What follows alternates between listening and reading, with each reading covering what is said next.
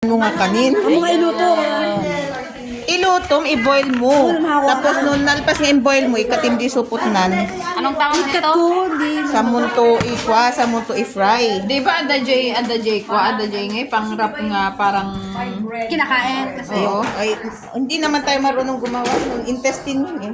Ayan, ang luto ni Grace Kitchen. Kitchen. Gracias Kitchen. Oh, Gracias Kitchen.